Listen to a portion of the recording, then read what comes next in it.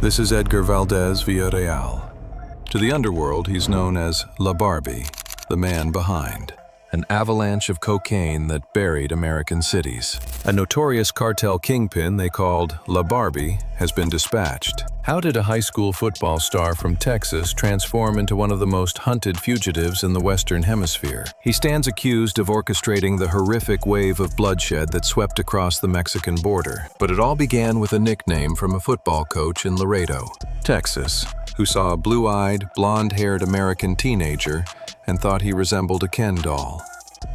That name stuck, and the man who wore it would become one of the most feared players in the entire Mexican drug war. La Barbie commanded a ruthless enforcement squad known as Los Negros. Every month, his operation funneled 1 ton of cocaine across the border into the United States. He had his rivals' torture and executions filmed. He took the fight directly to the Zetas, who were then the most dreaded assassins in the entire narco landscape, and he battled them with a level of brutal ferocity that silenced even seasoned cartel leaders at the mere mention of his name. For a long time, 2 nations, the United States and Mexico, conducted a manhunt for him that spanned 5 states. Each government placed a $2 million price on his capture, and time after time, he evaded every single trap they set. But that all ended on August 30th, 2010. Now, we're laying out the entire story. We'll examine his upbringing in Laredo and his ascent from a local pot dealer to one of North America's most formidable cartel leaders. We'll delve into his conflicts, his atrocities, and his ever-growing paranoia. Then, we will break down, moment by moment, the last 24 hours of La Barbie's freedom, his final day before his world came crashing down permanently. This is the chronicle of Edgar Valdez Villarreal, also known as La Barbie, the American who rose to the top of a Mexican cartel, the Ken doll who sanctioned killings, and the individual whose vanishing act from a federal penitentiary years later ignited a global puzzle that remains unsolved. Let's begin. Edgar Valdez Villarreal came into the world on August 11, 1973, in Laredo, Texas, a city sitting directly on the border, just a short walk over a bridge from Mexico. Laredo is a place where 2 distinct cultures merge so seamlessly that the dividing line becomes invisible. It's common to hear English and Spanish intertwine within a single thought. Relatives reside on both sides of the border. While the Rio Grande carves a path through the center, it fails to separate the people culturally, economically, or socially. It's simply a river, a landmark that everyone traverses. Edgar's upbringing was solidly middle class. His father, a community business owner, championed the values of faith and diligent effort. He was brought up with his 6 brothers and sisters in what everyone who knew the family described as a completely normal home. It was a stable environment, unremarkable in the most positive way. His siblings pursued higher education and launched their own companies. They constructed conventional lives for themselves. Edgar chose a different path. From a young age, he was the one who tested boundaries. His initial clashes with authorities were minor infractions, like charges for driving under the influence or for public intoxication. Offenses that typically earned a young man a stern talk from his father and a light penalty. Yet, beneath these petty crimes, a more significant trend was emerging. Edgar was drawn to money, and he craved the thrill that came from crossing lines others wouldn't dare approach. He quickly realized that in a place like Laredo, situated right on the border, he could satisfy both of those desires through the commerce that moved back and forth across the Rio Grande daily. While still in high school, he began selling marijuana, not for fun, but as a serious enterprise. His mind was already consumed with logistics, with distribution networks and supply chains. At an age when his peers were fixated on the Friday night football games, but he was on the field on those Friday nights too. While lining up for United High School, a coach took one look at his fair skin and blonde hair, at his blue eyes, a striking rarity for the border region, and gave him a nickname that would shadow him for the rest of his days, La Barbie. He didn't reject it. He owned it. The name that started as a joke would, in time, evolve into something far more menacing. By 19, the game had become deadly serious. Edgar was hit with a criminally negligent homicide charge after his truck, speeding down a street in Laredo, struck and killed a middle school counselor. A grand jury chose not to indict him, yet the incident was a clear signal of how he was beginning to operate: fast, reckless, and seemingly immune to consequences. His father made him an offer: a fully funded college education. Edgar refused. The streets were already offering a better payday, and he was just getting started. Then came the federal indictment for distributing marijuana. And just like that, his future came down to a simple calculation. He could either stay in the United States and face a prison cell, or he could cross the international bridge into Mexico and vanish completely. In 1998, Edgar Valdez Villarreal walked across that bridge.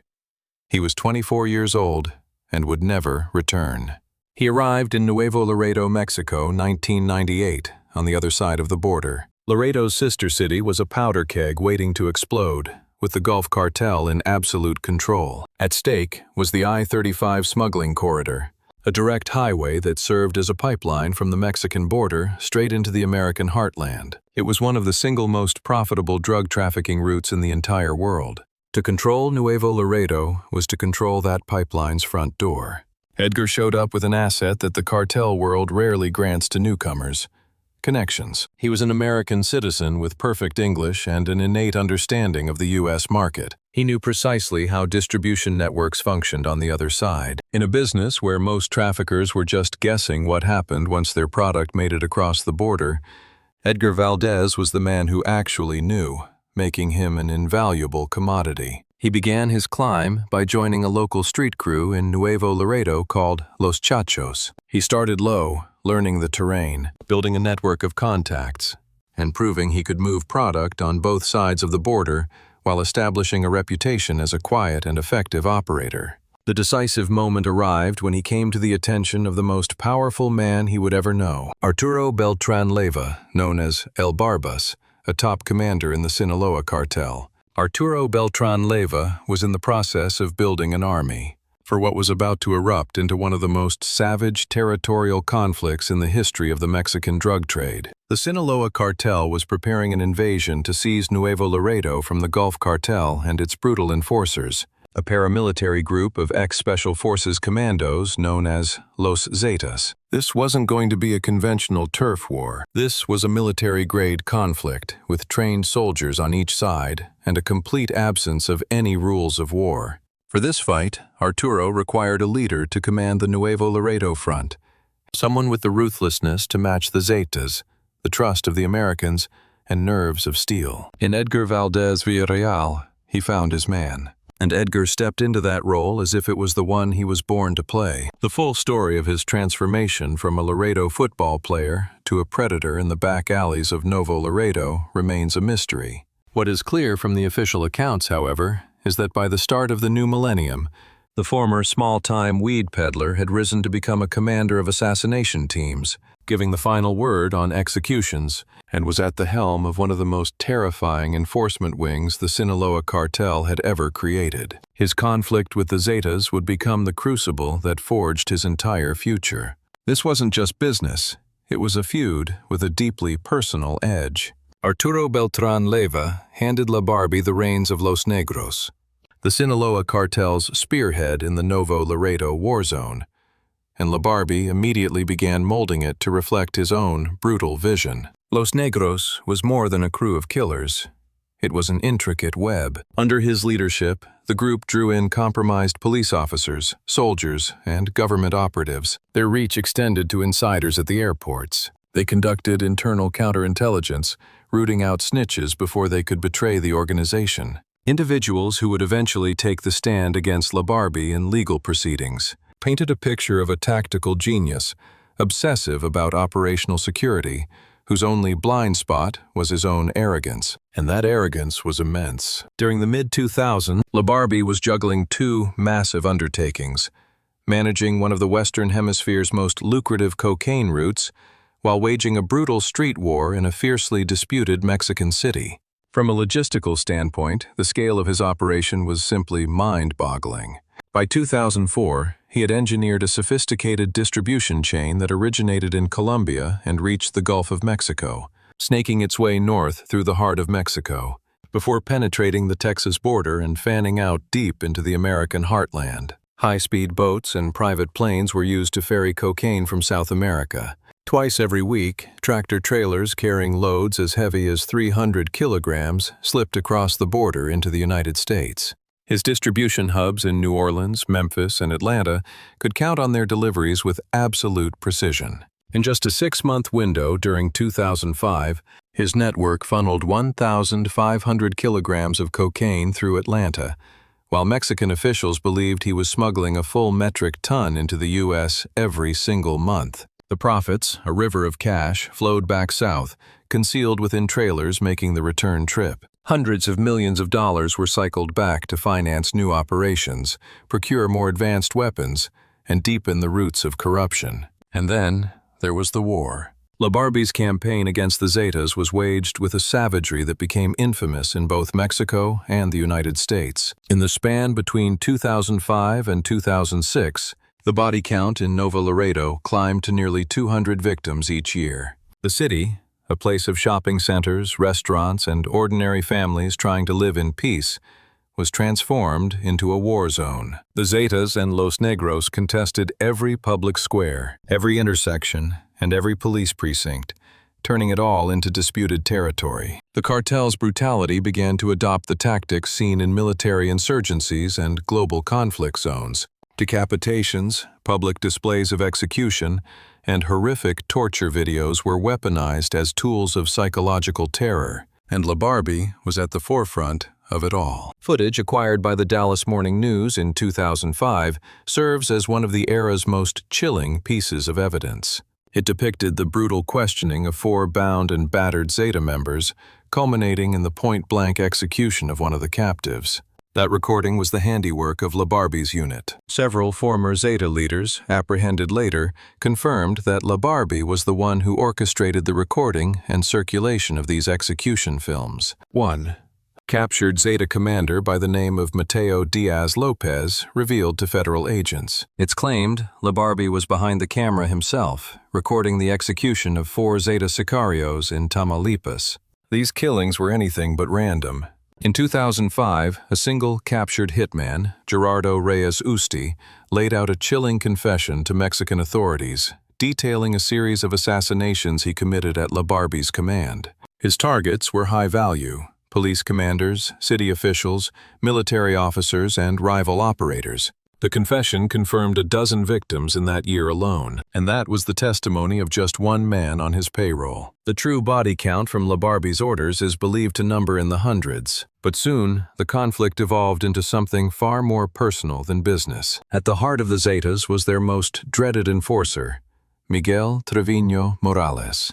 He was a man of such extreme violence that his name was only spoken in hushed tones, even among other cartel figures. Barbie and Trevino ignited one of the most savage personal rivalries in the history of the drug war. The Zetas struck first, killing a close associate of Barbie. Barbie answered by taking the life of Trevino's own brother. Trevino's reprisal was horrific. He hunted down another of Barbie's men and, according to a Rolling Stone investigation from that era, brutalized his granddaughter. The Zetas then escalated again, assassinating Barbie's own brother, Armando. The bloodshed descended into a bottomless cycle of personal vengeance. Barbie's hatred for Trevino grew so intense, it reportedly pushed him to a breaking point with his own boss, Arturo Beltran himself. The organization's leader had to intervene, reining in his top enforcer because the personal war threatened to unravel their broader strategic plans. This single incident reveals everything you need to know about Barbie's mindset.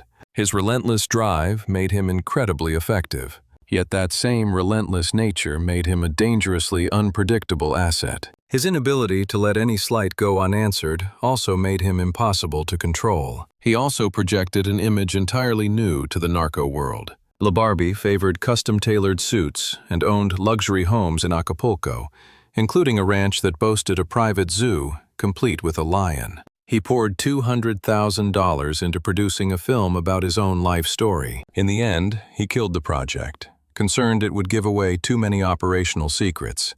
He wasn't content with just being feared. He was consumed by how he was seen. His ambition was to become a living legend. The Acapulco scene was the pinnacle of Barbie's reign. He had cemented his control over Guerrero State and the vital Pacific Coast Resort Corridor, running a network that didn't just cover Sinaloa and Tamaulipas, but stretched across 6 Mexican states. Moreover, his network reached far beyond the borders of Mexico. A key international partner was his friend Benjamin Yeshurun Suchi, an Israeli trafficker on Interpol's most wanted list, who was crucial in establishing global cocaine routes. By the year 2009, Barbie was officially one of Mexico's 24 most wanted traffickers, with the government offering a 30 million peso reward for his capture. The U.S. Justice Department put up an additional $2 million of their own. He had reached the absolute pinnacle. And then, Arturo Beltran Leyva was killed. On December 16, 2009, Mexican Marines tracked Arturo Beltran Leyva to an apartment in Cuernavaca, where he died in a hail of gunfire. Their leader was dead. The entire structure of the Beltran Leyva organization began to shatter almost overnight. What followed was the dawn of a new and final era of bloodshed. In the vacuum left by Arturo's death, 2 rival factions immediately formed. One camp was led by Hector Beltran Leyva, Arturo's brother, who was backed by his lieutenant, Sergio Villarreal Barragan. In the opposing corner stood Barbie, aligned with another senior figure, Gerardo Alvarez Vasquez. Barbie didn't hesitate to make his play. He aimed to take over the entire enterprise, the territories, the supply lines, the chain of command, everything. And to get it, he was prepared to wage war against Arturo's own family. The result was a brutal 9-month internal conflict that left over 150 dead and shocked Mexico with its sheer ferocity. Even for the narco world, the violence that erupted over those months was considered off the charts. In August of 2010, the decapitated bodies of 4 men were discovered hanging from a bridge in Cuernavaca, the same city where Arturo met his end. A note left with them served as a stark warning. Anyone helping Barbie would meet the same fate. This was a message from Hector Beltran Leyva's loyalists. Barbie retaliated by leaving his own trail of bodies, each placed in more conspicuous locations than the last. But as Barbie was consumed by this internal war, a different threat was closing in. His associates were being taken down. His network of safe houses was being systematically dismantled, raid by raid, in an operation that Mexican federal police later confirmed stretched across 5 states for a full year. The dragnet was pulling tighter, a reality that Barbie seemed incapable of fully grasping. The ongoing bloodshed had forced him to abandon the Acapulco lifestyle. Maintaining that high-profile image was no longer possible. Gone were the expensive suits, the lavish parties, and the celebrity-filled life he had cultivated on the Pacific coast. He had fallen back to the anonymity of Mexico City, trying to stay under the radar, constantly shifting between properties as his circle of trusted operatives dwindled. The Civil War had already claimed many of his most valuable lieutenants. Others, sensing the shift in power, had secretly begun cooperating with the government. He was still Barbie, but now he was on the run. Then came August 29, 2010, the eve of his final day of freedom.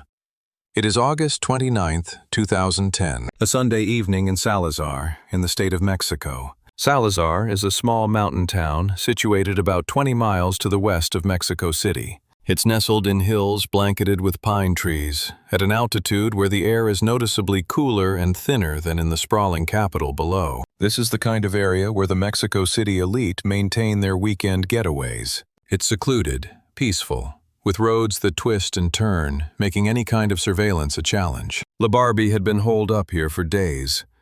The location was a rustic hideout, a far cry from the opulent compounds he commanded in his Acapulco heyday, but it was serviceable. Several vehicles were parked outside. Inside there was an arsenal, an M16 rifle, an HK-MP5 submachine gun, and a grenade launcher. There were 9 packages of cocaine. There was also an array of computers and communications gear. He had 6 people with him: Maricela Reyes Lozada, Juan Antonio Lopez Reyes, Maricela Lopez Reyes, Mauricio Lopez Reyes, Arturo Ivone Arroyo, and Jorge Valentin Landa Coronado. They were associates, not his core crew. That inner circle had all but vanished. What Barbie didn't realize was that the Mexican federal police had him cornered. Not in a figurative sense, but literally. A year-long intelligence effort involving as many as 1,200 law enforcement officers had been tightening its grip for weeks. The federal police commissioner, Facundo Rosas, would later confirm the operation started back in June of 2009. It had been 14 months of surveillance and raids, of near misses, of losing his trail only to pick it up again. The hunt spanned 5 Mexican states and involved dozens of property raids, with authorities missing him by hours, and in some cases, by mere minutes. But the dragnet never broke. It only shrank. A crucial piece of intelligence from a raid just days before had pointed investigators to a new location. It wasn't yet a certainty. Cartels never operate from a single location, and a man as paranoid as Barbie knew to always be on the move. But every piece of intelligence pointed to one location. This house, on this hillside, in Salazar. On the evening of August 29th, cell service in the region was already being intentionally jammed. Federal police had locked down the entire mountain zone in a communications dead zone. Barbie's capacity to summon reinforcements, to contact any surviving allies, or to organize any sort of defense was gone. His ability to fight back was being systematically dismantled before he even sensed the operation was underway. He went to sleep in the safe house that night, completely oblivious. Every account of the next morning agrees. There was no dramatic firefight the night before. No sudden realization that the authorities were closing in. Not a single emergency call for an evacuation was made. The communications suppression was total. The trap had been laid in absolute silence. August 30th, 2010, Monday, 6 a.m. Dawn crested over the mountains of Salazar. The air was sharp and cold. At this altitude, the pine forests held onto the dark of the morning. Inside the house, the day began like any other on the run. It was a day governed by caution, structured to avoid any detectable patterns, with a constant awareness of abstract danger, but no sense of immediate threat. Barbie was 36 years old. He had been a fugitive since 1998, living for more than 12 years by an entirely different set of rules. His eyes were always scanning for an exit, his mind always prepared for the knock on the door that could come at any second. He'd survived hit squads sent by the Zetas. He'd outlived his own boss. He'd made it through a 9-month civil war. He had a knack for slipping away during raids that managed to catch everyone else around him. This morning, he was just Barbie, the man with the blue eyes, the fair complexion, and a look that never seemed to belong in the world he inhabited. He had a grenade launcher and an M16 within reach, and he was surrounded by 6 of his men. He was completely unaware that over 1,000 federal officers had been tightening a noose around him since the night before. Mid-morning, between approximately 10 a.m. and 2 p.m., the federal police cordon was shrinking. Teams navigated the mountain roads, locking down every possible point of egress. The electronic blackout held firm. Within the walls of the safe house, a deceptive normalcy prevailed. It was the most dangerous kind of quiet. The calm that exists only because the man at its center has no idea the storm has already encircled him. There is no official account of what Barbie did during these final hours. Reconstructions from those present indicate that for the people inside that house, the day felt utterly ordinary. Not a single alarm was triggered. No emergency measures were initiated. No one made a frantic move. The surveillance that had tracked him to this spot had been so careful that it never revealed its hand. This is the chilling efficiency of a perfectly executed intelligence operation. They don't catch the target while he's running. They catch him while he's living, and then, in an instant, his freedom is simply gone. Late afternoon, somewhere between 4 p.m. and 6 p.m., Federal Police Commissioner Facundo Rosas would later state that by mid-afternoon, a ring of security had totally sealed off the rustic mountain property in Salazar. Every way out was blocked. All communications were cut. The only decision left was how to close in. Cellular signals in the entire area were confirmed to be neutralized. Barbie was cut off. No calls could get out. No calls could get in. Any backup that still existed in his network was beyond his reach. Any warning that might have come from a compromised source in law enforcement, the kind of tip that had saved his skin before, could not penetrate the electronic wall. By 6 p.m., the decision was finalized. They would move in at 6:30 p.m. Federal forces descended on the hideout in Salazar. The official narrative, later released by the Public Safety Department, portrayed the raid as a model of speed and precision. Agents closed in on the house. Their target was confirmed to be on the premises. All 6 of his associates were there with him. But what happened in those next moments would define the collapse of Barbie's empire far more than any spectacular firefight. The air remained silent. Not one bullet was discharged. Edgar Valdez Villarreal, the same man who filmed his enemies' executions, the man who openly declared war on the Zetas, the man who commanded that decapitated heads be dangled from overpasses in Cuernavaca, the man who waged a 9-month civil war tearing through multiple Mexican states, gave himself up without a fight. The M16 was there. The MP5 was present. So was the grenade launcher.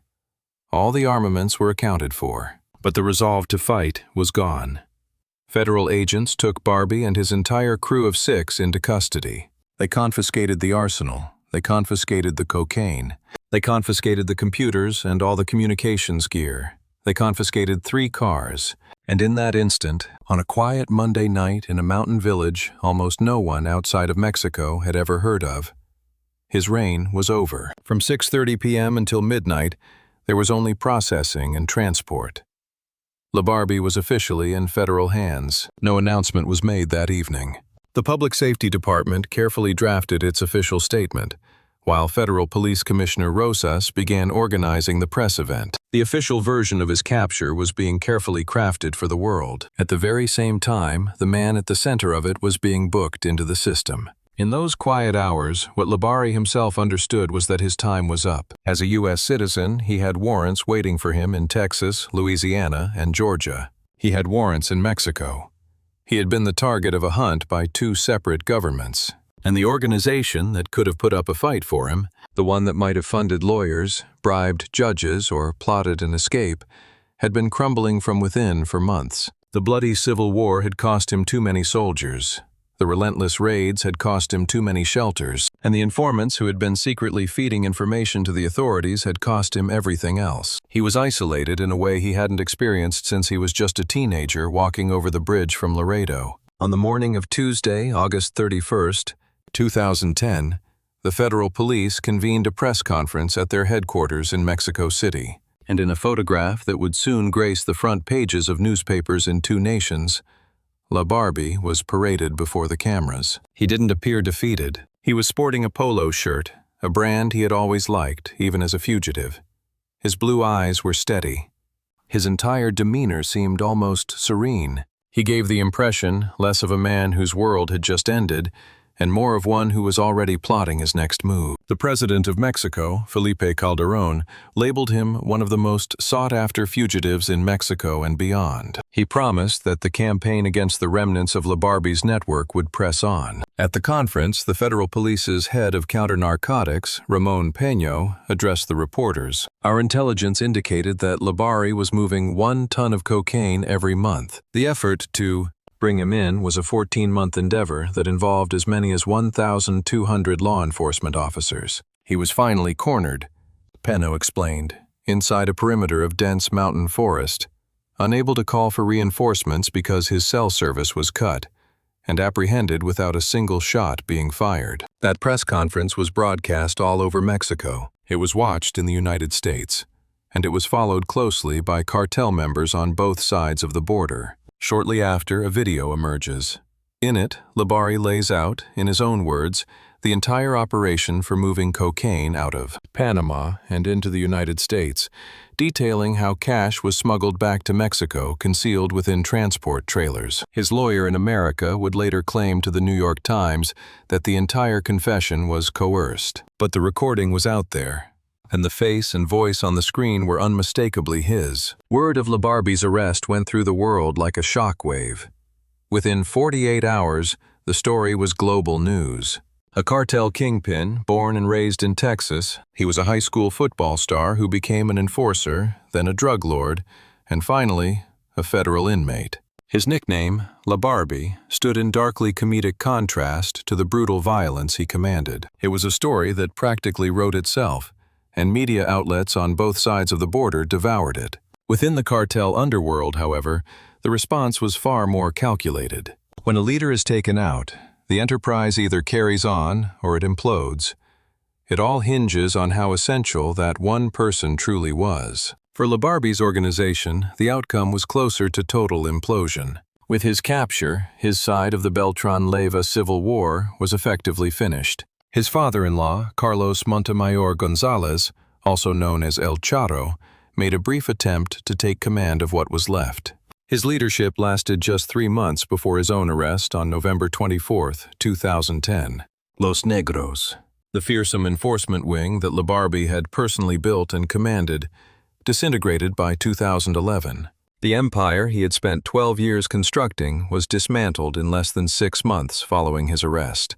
Barbie would spend 5 years inside a Mexican federal prison before the extradition process was finalized, and what transpired during that half-decade became one of the story's most incredible twists.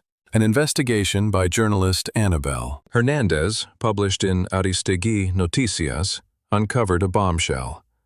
Between 2008 and 2010, while he was still at large and at the height of his power, Barbie had already been a confidential informant, feeding critical intelligence to both the DEA and the FBI. He was playing a double game long before he was ever taken into custody, providing intel on corrupt Mexican officials who were leaking sensitive law enforcement data to the cartels. He was pinpointing exactly which government agents were on the payroll of which criminal organization. According to a report from The New Yorker, once he was in Mexican custody, he kept on trading information with authorities. Only this time, he was bartering for a reduced sentence on his Mexican charges. On September 30, 2015, Edgar Valdez Villarreal was extradited to the United States, one of 13 defendants transported from Mexico on that day. He touched down in Atlanta, Georgia, the very city where a decade prior he had funneled 1,500 kilograms of cocaine into the supply chain in just 6 months, to answer for his crimes. On January 6, 2016, he entered a guilty plea. Dressed in a khaki prison uniform, he strode into the Atlanta federal courthouse and flashed a smile for the news cameras. He replied with a simple, "Yes, Your Honor," to the judge's inquiries, pleading guilty to conspiring to import and distribute cocaine and conspiring to launder money. On June 11, 2018, Edgar Valdez Villarreal was handed a sentence of 49 years and 1 month in federal prison. The court also ordered him to forfeit $192 million, the estimated street value of the cocaine he trafficked into the United States during the period covered by the indictment. He was 44 years old. His scheduled release date was July 27, 2056. If he serves his full term, he will be an 82-year-old man. The U.S. attorney who put him away summed it up at the sentencing hearing. He funneled tons of cocaine into the United States. He clawed his way to the top of one of Mexico's most formidable cartels, leaving a trail of devastation in his wake, a landscape torn apart by narcotics and brutality. Barbie was sent to USP Coleman II in Sumterville, Florida, a federal penitentiary built to hold the worst of the worst. He was now inmate number 05658-748, designated as one of the most volatile offenders in the entire prison system. Then, in November of 2022, something didn't add up. His name was gone. The Federal Bureau of Prisons operates a public database for tracking inmates. During a routine search, investigators and reporters discovered that Edgar Valdez Villarreal, inmate 05658-748, was marked as not in BOP custody, but critically also not released. His official release date in July 2056 remained, yet the man himself was nowhere to be found. No date of release, no transfer location, just a gaping void where a man serving 49 years was meant to be. When pressed for an explanation, the Bureau of Prisons issued a deliberately vague non-statement. Prisoners who were not in the direct custody of the BOP could be attending court hearings, receiving medical care, or absent for other reasons. They refused to confirm if any of these circumstances applied to Valdez Villarreal. The situation prompted Mexican President Andrés Manuel López Obrador to publicly demand clarification. The United States government needs to explain this, and they need to do it immediately. He declared to the press, "We have a right to know his whereabouts." The Department of Justice remained silent. The U.S. Marshals Service, the agency in charge of the Federal Witness Protection Program, offered no comment on any media inquiries. But former DEA agents and federal prosecutors familiar with Barbie's history weren't hesitant to share their theory on what was unfolding. Michael Vigil, who once held a high-ranking position at the DEA, stated his case plainly to the Washington Examiner. Barbie has a history of cooperation, not just with the DEA, but with the FBI as well, and his motivation is clear. He's facing a 49-year prison sentence, and he understands he'll likely never survive that term. His goal is to avoid dying in a cell. Vigil then added, "I'm telling you, it's common knowledge that he's always claimed to have information on Garcia Luna." Garcia Luna. Genaro Garcia Luna served as Mexico's Secretary of Public Security during the administration of President Felipe Calderón. This was the very same Calderón who had championed Barbie's arrest as a landmark achievement for his administration. By 2019, Garcia Luna himself was arrested in Texas, facing allegations that he took millions of dollars in cash bribes, delivered in briefcases from El Chapo's Sinaloa cartel. The accusations claimed he fed the cartel intelligence about upcoming law enforcement raids, guaranteed safe passage for their smuggling operations, and had effectively auctioned off Mexico's entire security infrastructure to the criminal underworld. And Barbie had been implicating Garcia Luna long before he was ever extradited. His one-time lawyer revealed to La Jornada that U.S. officials, during interviews a decade prior, were already zeroing in on Garcia Luna in their questions to Barbie. "We sat through multiple government debriefings focused on Garcia Luna," the lawyer confirmed. So the theory held that with the trial taking place in New York, moving him to the city would give prosecutors ample access. The trial against Garcia Luna went forward in 2023, and he was convicted. Did Barbie take the stand? Did he deliver crucial testimony behind the scenes? Is his disappearance from federal records linked to a deal that slashed his sentence? Officially, none of this has ever been confirmed. His projected release year of 2056 paradoxically remained on the books, which suggested his sentence hadn't been formally changed, that a deal was still in motion, or that something else entirely was at play. Based on all available reporting through early 2026, the precise location of Edgar Valdez Villarreal is a total mystery. Not a single federal entity has gone on record to say where he's being held, what kind of arrangement he negotiated, or what his legal standing even is. A man sentenced to 49 years in prison is somewhere inside the American system, or possibly somewhere far beyond it. And neither the U.S. nor the Mexican government is talking. After all of it, after 12 years as a wanted man, 5 years inside a Mexican prison, a guilty plea, a 49-year sentence, and a bizarre disappearance from the Bureau of Prisons' public database. So what is the ultimate legacy of Barbie? Here's one of the most astonishing facts in this entire saga. He might have been the single most prolific cartel informant in the history of U.S. and Mexican law enforcement and their joint operations. The man who commanded Los Negros, who sanctioned on-camera killings, who funneled a ton of cocaine into the U.S. each month, may have been secretly communicating with American authorities for a period longer than his entire reign as a drug lord. Intelligence reports suggest he was feeding information to the DEA and FBI as far back as 2008. He was captured in 2010. He was sent to the U.S. in 2015. He entered a guilty plea in 2016. His sentence was handed down in 2018. And it appears he began cooperating with American prosecutors from his Mexican cell at some point in those intervening years. That adds up to a potential 17 years of intelligence, flowing from one of the most deeply embedded narco figures to ever control the border. Just stop and consider the implications of that. This man knew the inner workings of the Sinaloa cartel. He possessed an intimate understanding of the Beltran-Leyva cartel's chain of command. He knew precisely which Mexican officials were on which cartel's payroll.